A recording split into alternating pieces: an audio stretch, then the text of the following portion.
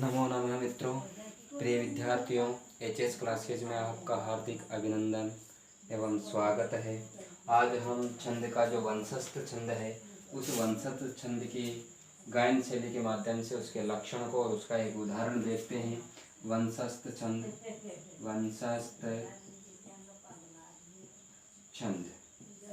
जो आपके पाठ्यक्रम में तो नहीं है, कक्षा 9-10 में नहीं है, लेकिन हमें छंदों का ज्ञान होना जरूरी है। तो उसके लिए इसका जो छंद है उस छंद का उदाहरण है जतो तु वंशस्थ मुदीरितम जरो। क्या है इसका अर्थ? इसका जतो तु वंशस्थ मुदीरितम जरो। क्या है? जतो तु वंशस्थ मुदीरितम जरो। मुदीरितम जरो। देखो, गाने के माध्यम से गायन की देखो छंद का उदाहरण क्या है, यानी कि इसके प्रत्येक जो चरण है उसमें 12 मात्राएं होती है।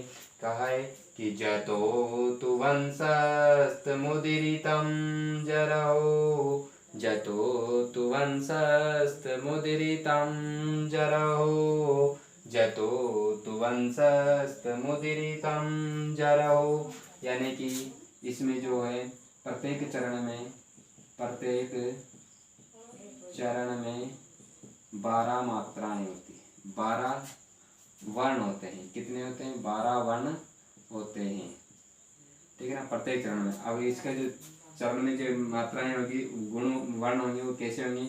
जगण का होगा, जगण, तगण,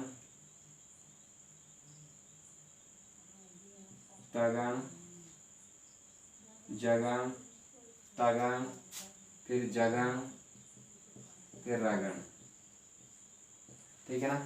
जगण, तगण, जगण, रगण, जगण, तगण, जगण, रगण, ठीक है ना। 1 2 3 4 5 6 7 8 9 10 11 12, ठीक है ना। इस प्रकार से इसकी मात्राएं होगी। पहला जो होगा वो जगण होगा। या अब आपको पता है कि वंशस्थ जो छंद होता है, छंद है, तो उसमें 12 मात्राएं होगी। 12 मात्राएं किस क्रम में होगी? जगण, तगण, जगण और रगण। यानी कि इसकी जो मात्राओं के गणने का जो सूत्र होता है वो क्या होता है? य मा ता रा जे भा न स ल गा, ठीक है ना, ये होता है। यानी कि यहाँ जगण है तो जभान होगा, यानी कि 1 2 1 होगा। फिर यहाँ तगण है यानी ताराज होगा, यानी 2 2 और 1 होगी।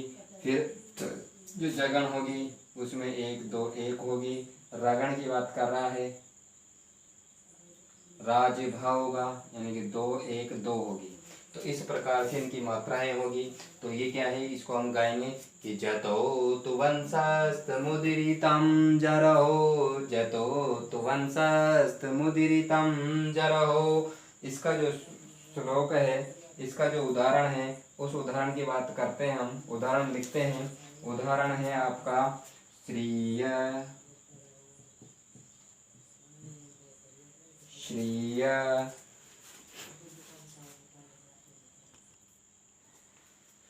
देखिए, आपका जो उदाहरण है वो उदाहरण है वंशस्थ छंद का।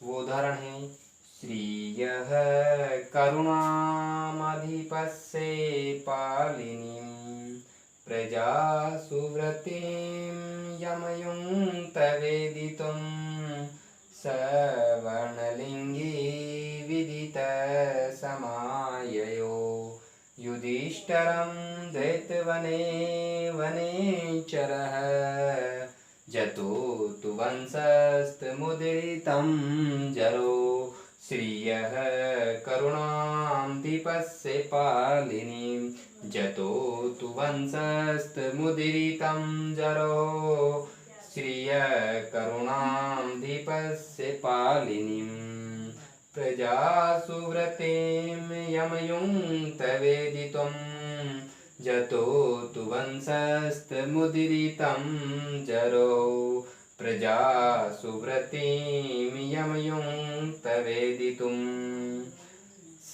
सवर्णलिङ्गे विदितः समाययो सवर्णलिङ्गे विदितः समाययो जतो तु वंशस्तमुदीरितं जरौ सवर्णलिङ्गे विदितः समाययो युधिष्ठिरं धृतवने वनेचरः युधिष्ठिरं धृतवने वनेचरः श्रियां करुणां दीपस्य पालिनीं प्रजासुवृत्तियमयुं तवेदितुं सवर्णलिङ्गे विदितः समाययो युधिष्ठिरं धृतवने वनेचरः।